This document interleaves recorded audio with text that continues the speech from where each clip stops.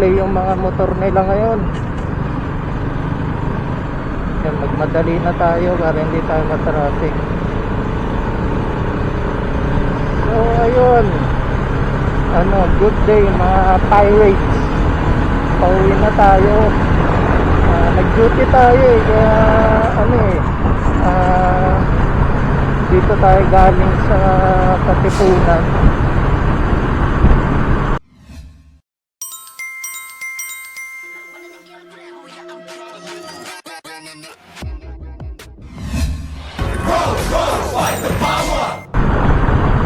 Ayan, sana mabilis talaga ang biyahe. So ayun nga, bakit nga ba tayo napablog? Napablog tayo kasi medyo matagal-tagal yung biyahe. Siyempre gusto kong magkwento ngayon kasi yung isa kong comment doon sa pinapakinggan kong podcast is na notice nila.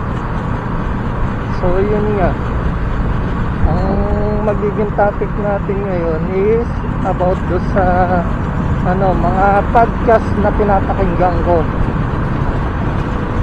So bago tayo magsimula, mag-follow and subscribe. Mag-subscribe ka naman, saka i-like nyo na rin yung mga videos ko sa YouTube para ma-monetize na tayo. Medyo malapit na rin naman yung natin. Malapit na tayo ma-monetize. Ilan na lang yung kailangan nating habulin. Siguro yung followers ko ngayon is 39 na. Yung iba doon pilitan pa. And kailangan natin makapagpa 1,000 para ma-monetize tayo. Unti-unti na lang, malapit na guys. Kayang-kaya natin to.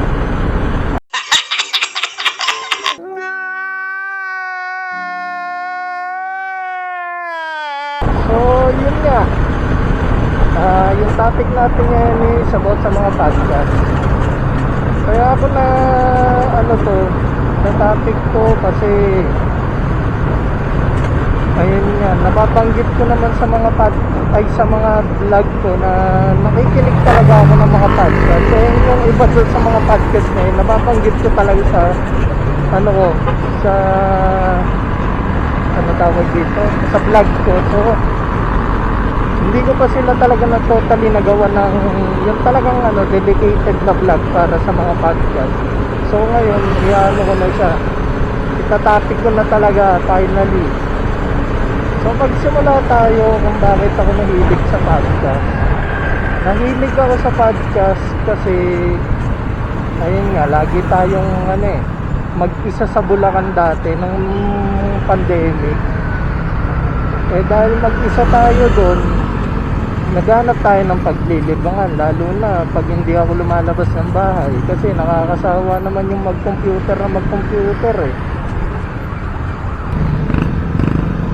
So yun, pag hindi ako nanonood ng movie sa computer ko at gusto ko lang makinig yung parang background noise, nakikinig ako ng podcast. Ay, naka-traffic. So yun,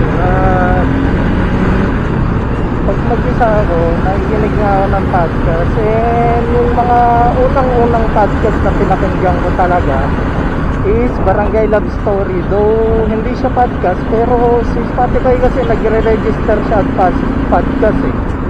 So isama ko na siya dito sa list na to. So yun, dati puro Barangay Love Story lang ang alam kong pakinggan. Ayun, RS.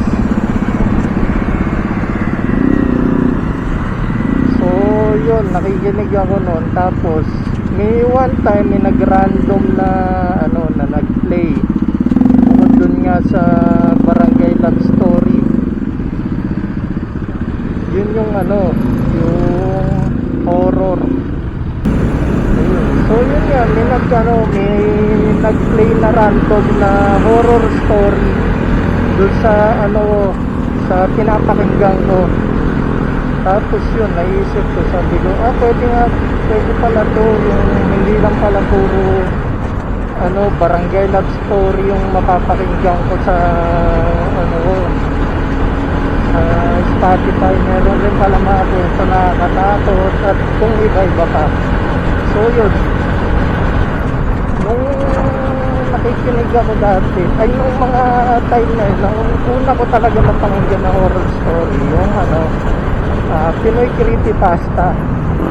Tapos pangalawa yung kay Sir Ned, hindi ko na maalala kung ano yung podcast ay yung kung ano tama, kung ano yung title ng podcast niya, pero yun yung mga napakinggan ko. Tapos yung Scream PH, yung Scream PH hanggang ngayon pinapakinggan ko pa, pati yung kay Sir Ned na Pinoy Creepypasta, tama ba?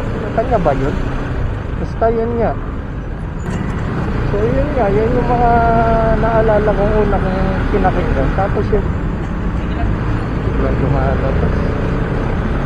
Tapos yun, sabi ko maiba nga tayo, puro horror story tayo na multo yung natin, yung napapakinggan, saka mga halimaw. Nung time na medyo nagsasawa na ako sa mga halimaw kasi nga puro pare-parehas yung kwento, puro tawag dito, puro patayan, puro aswang. Tapos pag mga multo, puro takutan. So sabi ko, maiba naman tayo. Gusto ko makinig ng mga, alam niyo yung parang nakaka-relate, yung parang hindi work of fiction, yung parang totoo talaga na possible na experience ng mga tao, which is yung mga true crime nga. Tapos dito pumasok si Red Door Podcast. Yun, na ko sa kanya, na addict ako sa pakikinig sa kanila. Medyo nga lang, nalungkot lang ako kasi nung pandemic nga ba ako nagsimula makinig sa kanila, parang pandemic na. Ay nga, nung nakinig ako sa kanila, parang ilan lang yung episode nila ng time na yun parang 15 episode lang sila. Tapos na sila, hindi na sila nag-post. Kala ko nga hindi na sila magbabalik Tapos nagbalik sila ngayon, parang season 3 na. Sila yung yung binabanggit kong nabasa yung comment ko, kaya nagawa ko tong topic na to. So yun, nung na tayo, nung medyo na-addict na tayo sa podcast, sila yung mga una ko napakinggan. Tapos sila rin yung reason kung bakit na-discover ko yung isa ko pang favorite na podcast na pinapakinggan. Kasi nung time na nawala sila, syempre diba 15 episodes na nawala sila, di naganap ako ng ibang podcast. Tapos biglang nag-random play yung Cripsilog dun sa sa Spotify playlist ng mga podcast ko. Bigla na lang nag-play.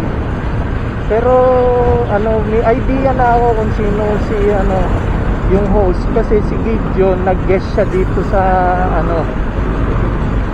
sa The Red Door Podcast.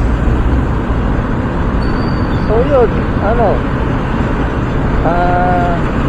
napakinggan ko yung isang episode ng Cripsilog. Tapos ayun, nagtuloy-tuloy na. Ito yung podcast na pinakamatagal kong pinakinggan talaga, itong Cripsilog, kasi alam niyo yung dynamic ni Glenn saka ni Gideon is nakakatawa talaga. Para talaga silang yung kaklase ko pag nag-aasaran. Parang ganun yung nila yung vibes nila Naaalala ko talaga dito yung classmate ko So dito si Gideon parang yung classmate kong si Card. Tapos si Glenn naman parang yung classmate kong si Jerry no high school. Ganun na ganun yung nila. Yung dynamic nilang dalawa. Nakakatawa talaga. So pinapakinggan ko sila, parang naaalala ko yung pagka high school ko ulit Parang nare-reminisce ko. Tapos yun, hanggang binibinge watch ko na yung, ay binge watch tuloy, parang binibinge ko na yung ano, yung pakikinig sa kanila. Parang araw-araw nakikinig ako to, may biyahe ako, sila na yung pinapatugtog ko. Tapos may time na ano, madalas na ako mag-send sa kanila ng mga letters, yung mga experience ko. Maganda yung podcast nila kasi bukod to sa mga horror, may mga ano sila may mga topics sila na about sa serial killer, tapos about sa mga budol experience, about sa aswang, about sa multo, tapos about sa kung ano-ano pang bagay, sa kalat. Yung kalat, ano yun, about sa ano, S-Life. Kung nanonood ka ng S-Line, parang ganun yun, yung mga experience doon. Tapos bukod doon sa S-Line, ay sa ano, sa mga ganun nila, meron pa sila yung ano nga, nagbabasa nga sila ng kwento ng mga listeners nila. Pag nag-send ka, nag-send ako doon 2 beses eh. 2 nga ba, 3? So nakalis din tayo sa traffic. So yun, parang 2 to 3 times yata ako nag-send sa kanila ng ano ko, ng entry ko. Ayun, lahat naman yun nabasa. So yun, sila yung ano, yung most listen ko talaga. Yung ano, Red Door Podcast, sana magiging most listen ko yun eh. Kaso yun nga, nag-ano sila eh, tumigil sila mag-post ng ilang taon. Parang taon nga yata yung tinigil nila bago sila nag-upload ulit ng season 2 nila. So yun, medyo ano, na-shift yung focus ko kay Trixie Lord. Pero maganda talaga yung ano, maganda yung Red Door Podcast. Alam niyo yung feeling na parang nagkikwentuhan. Same sila ng ano eh, ng vibes na Trixie Lord. Pero kasi yung Trixie Lord is more on yung pagka-LGBT team. While yung The Red Door Podcast naman is ano, parang tito vibes. Yung mga tito natin, yung alam nyo paano sila mag-joke, ganun yung vibes ng ano, ng The Red Door. Kaya ano eh, mga titos nga ang tawag sa kanila eh. So yun. Pero maganda yung ano, mga topic din ng Red Door. Sa kanila ako na nakarinig ng ano eh, mga true crime na kwento. Tapos nagbabasa rin sila ng mga entry. Tapos ano pa ba yung iba kong pinapakinggan? Yung ano,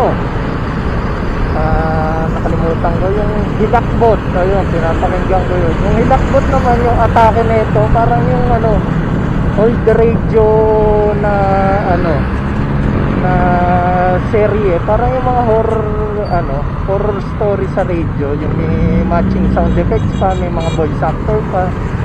Ayun yung nagandahan ko doon. Parang recently, ito yung mga recently ba, lately, parang lately, ito yung mga pinapakinggan kong podcast. Kasi nga gusto ko yung mga medyo may kwento talaga, yung parang buong buo talaga yung pagkakakwento. Kaya nakikinig ako sa kanila. Kasi natapos ko na rin ano eh, naubos ko na rin yung episode ng Trixilog eh. So syempre hanap tayo bagong podcast ulit na papakinggan, at sila yun. Tapos bukod sa Hilakbot, ano pa ba yung nakalimutan ko. Basta meron pa akong pinapakinggan na isa eh. I-post ko pag nakita ko, post ko yung mga logo nila. Pero madami-dami rin talaga ako pinapakinggan. Tapos merong time na nagsawa ako sa ano, sa mga horror at true crime. Nakinig naman ako ng ano, podcast na yung typical na podcast na nagkikwentuhan lang, yung mga everyday ano nila, everyday life na podcast. Yung mga ano, kung alam mo yung full pulse, parang ganun yung style naman nito next ko sasabihin. Which is yung ano nga ba yun? Macho chismisan. Yun. Itong macho chismisan, kaya ako ito pinapakinggan kasi ayun nga, nagsawa ako sa mga horror eh. Umabot ako sa time na nagsawa na ako sa mga horror podcast. Kaya ito yung mga pinapakinggan ko, yung macho chismisan. And nakakaliw ako doon sa ano nito eh, sa kwento nito eh, kasi yung atake nila, anything goes, kung ano lang yung mapag-usapan, yun na talaga yung topic. Parang katulad dito sa vlog ko, kung ano yung matripang kong ikwento, yun na yung binakwento ko. Pero mas maganda yung atake nila eh, kasi ano sila eh, para talaga nagchichismisan, which is maganda kasi yun sa akin yung atake ko nagkikwento, yun sa kanila nagkikwentuhan. Ang hirap magkwento pag mag-isa, unlike pag pag grupo kayo nag-uusap. So yun nga, ano pa ba yung mga podcast na pinapahinggan ko? Hindi ko talaga maalala yung isa kong sinasabi, bukod dun sa Ilakbot, saka yung ayun, naalala ko na, Kwentong Takip Siling podcast. Ayun, yun, pinapakinggan ko yun, sabay sila ng Ilakbot. Sila yung dalawang podcast na alternate ko pinapakinggan. Maganda rin yung nito, atake nito, parang katulad siya ng Hilakbot. Pero alam ko mas gusto ko tong yung Kwentong Takip Siling, kasi yung ibang kwento rito hindi naman puro totally about sa aswang, kasi nagsasawa na ako sa aswang eh. Puro aswang na lang kwento. Gusto kong kwento minsan yung yung about sa multo, about sa dito serial killer. Alam ko may mga ganong kwento sila ng mga una-una nilang podcast, pero at some point bigla na lang silang tumigil sa ganon, naging puro aswang na rin sila eh. Pero dati yun nga, puro ganon yung pinapakinggan ko sa kanila.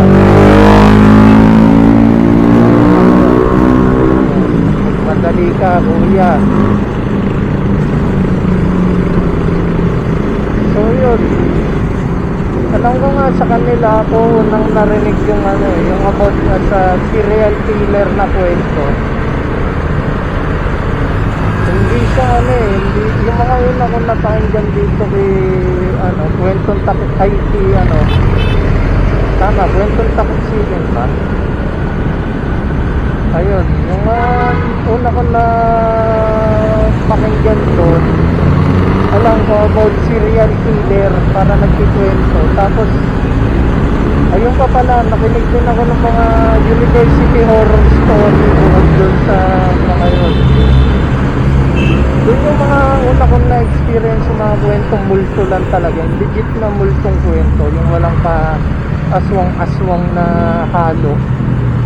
Nagsasawa kasi talaga ako pag aswang yung topic eh, yung mga tipong may mga aswang sa baryo. Ayoko nang gano'n, mas gusto ko yung mga horror, kaya mas pinapakinggan ko talaga tong yung Red Door saka yung Fritsilog. Ay nako,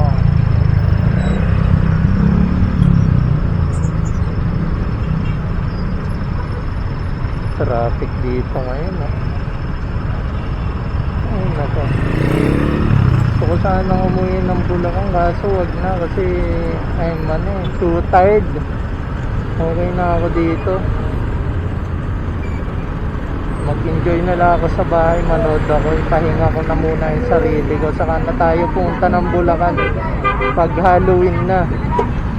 Lalim.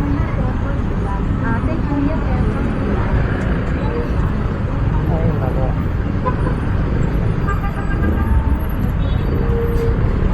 ito lang talaga problema dito. Solid din talaga nagpapatraffic dito eh. Yun, ang daming truck. Gigi talaga.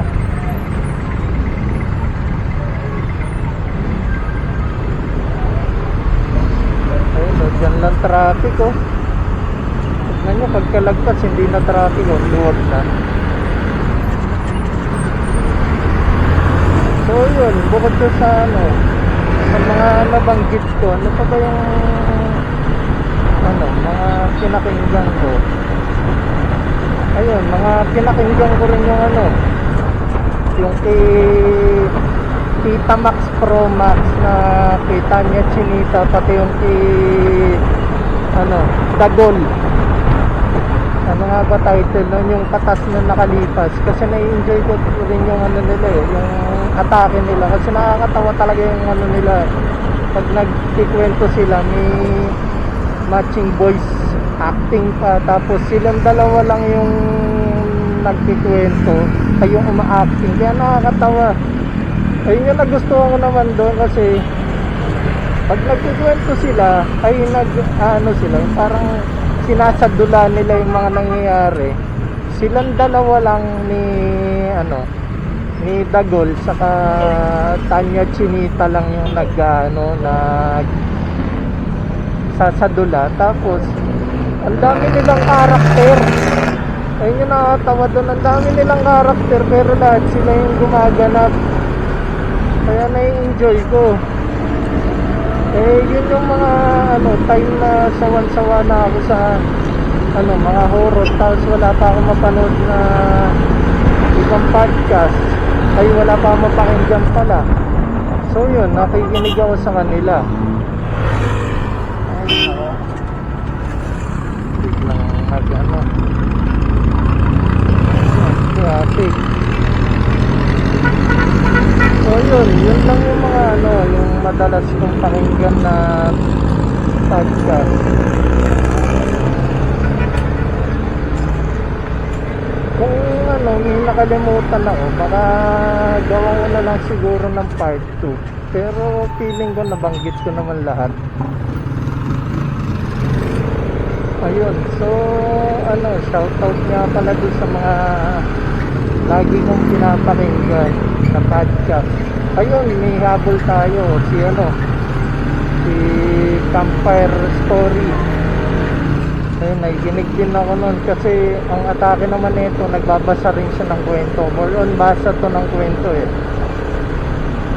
Kaya nagugustuhan ko yung ano niya, yung atake din niya. More on ano siya, parang magsisend ka ng kwento mo na true to life, tapos babasahin niya. Kaya maganda yung ano, yung Campfire Story. Ayun nga lang, ano, hindi ako masyado nakikinig dito kasi ayun nga, medyo ano eh, nababagalan ako sa pacing ng kwento ni Campmaster Earth. Pero pinapakinggan ko siya dati, pero ngayon kasi mas gusto ko yung mga ano, yung mga hindi masyadong seryosong kwento, yung mga may joke.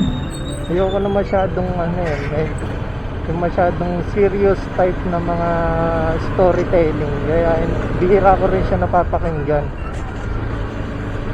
So yun, feeling ko nasama ko na talaga lahat. Kung may nakalimutan man ako, mag part 2 na lang tayo. So hanggang dito na lang guys ang ating ano, vlog. Kung mabot ka sa part ng video na to, pahingi naman talaga ng like and subscribe. Pahingi naman, please. So hanggang dito na lang guys. Ano, babush na.